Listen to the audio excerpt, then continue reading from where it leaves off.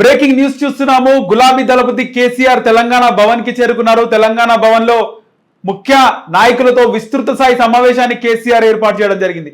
అయితే కేసీఆర్ దాదాపు 7 నెలల తర్వాత ఆయన తెలంగాణ భవన్ కి రావడం జరిగింది. ఇప్పటికే సోషల్ మీడియాలో అటు బీఆర్ఎస్ నాయకులు కార్యకర్తలు, ఇటు కేసీఆర్ అభిమానులు, బీఆర్ఎస్ ని సపోర్ట్ చేసే సామాన్య ప్రజలందరూ కూడా కేసీఆర్ స్పీచ్ కోసం మేము వెయిట్ చేస్తున్నామని. రీసెంట్ గా కేసీఆర్ తన ఫామ్ హౌస్ లో ఈసారి కొడితే మామూలుగా ఉండదు, ప్రజలు మా వైపే ఉన్నారు, ఉన్న పలంగా ఎన్నికలు జరిగితే మళ్ళీ మమ్మల్ని ప్రజలు ఎన్నుకుంటారు, ఈసారి కొడితే మామూలుగా ఉండదు అంటే ఏపీలో కూటమి ఏ విధంగా కొట్టిందో ఆ విధంగా ఈసారి నేను కొట్టబోతున్నానని కేసీఆర్ మాట్లాడడం జరిగింది. అయితే కేసీఆర్ మాట్లాడింది కేవలం అది గ్లిమ్సా, టీజర్ లాంటిది. కానీ ఫుల్ లెంత్ కేసీఆర్ స్పీచ్ చూడబోతున్నాము. రేవంత్ రెడ్డిని విమర్శిస్తూ రేవంత్ రెడ్డిపై సెటర్లు కేసీఆర్ స్టైల్లో వేస్తే ఎలా ఉంటది అని ప్రజలు చూడడానికి వెయిట్ చేస్తున్నారు. ఇప్పటికే కేసీఆర్ లైవ్ కోసం కొన్ని వేల మంది వెయిట్ చేస్తున్నారు. రేవంత్ రెడ్డిని టార్గెటెడ్ గా అంటే కేసీఆర్ మాట్లాడితే ఒక ముఖ్యమంత్రి గానో ఒక పెద్ద నాయకుడు గానో కాదు, కేసీఆర్ మాట్లాడితే ఇంటి పక్కన వ్యక్తి మాట్లాడితే ఏ విధంగా ఉంటది చాలా స్పష్టంగా అర్థమవుతుంది. ఆయన స్టైల్లో వేసే సెటైర్లు కానీ ఇవన్నీ కూడా చాలా నార్మల్ గా ఉంటాయి. తెలంగాణ ప్రజలకి చాలా దగ్గరగా ఆయన మాట్లాడతారు. తెలంగాణ ప్రజలు బాగా రిసీవ్ చేసుకుంటారు ఆయన మాటలని, బాగా ఎంజాయ్ చేస్తారు ఆయన మాటలని, ఆయన వే ఆఫ్ టాకింగ్ లో. అలాంటి కేసీఆర్ స్పీచ్ ని చూడాలనుకుంటున్నారు.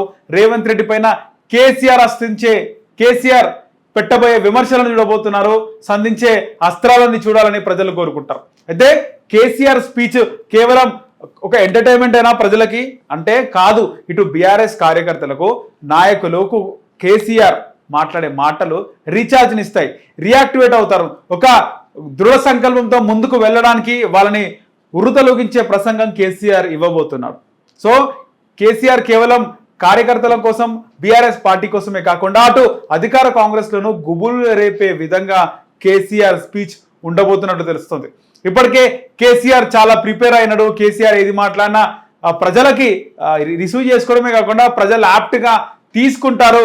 కరెక్టే కదా కేసీఆర్ మాట్లాడింది అనే విధంగా ప్రజలను వాళ్ళను మేల్కొల్పేలాగా కేసీఆర్ స్పీచ్ ఉంటుంది ఎప్పుడు కూడా. సో 7 నెలల తర్వాత కేసీఆర్ పూర్తి స్థాయి స్పీచ్ని అయితే చూడబోతున్నాము. ఇప్పటికే రేవంత్ రెడ్డి సహా మంత్రులు కూడా కేసీఆర్ ఏం మాట్లాడతాడు అనే దాంట్లో ఉన్నారంటే కేసీఆర్ కోసం ఎంతమంది వెయిట్ చేస్తున్నారో మనం అర్థం చేసుకోవచ్చు. అయితే కేసీఆర్తో పాటు ఎమ్మెల్యేలు, మాజీ మంత్రులు, మాజీ ఎంపీలు, ఇక గత బీఆర్ఎస్ ప్రభుత్వంలో కీలకంగా వివరించిన వివిధ శాఖల మంత్రులు అందరూ కూడా కేసీఆర్తో పాటు ఈ యొక్క కార్యక్రమానికి కూర్చోబోతున్నారు.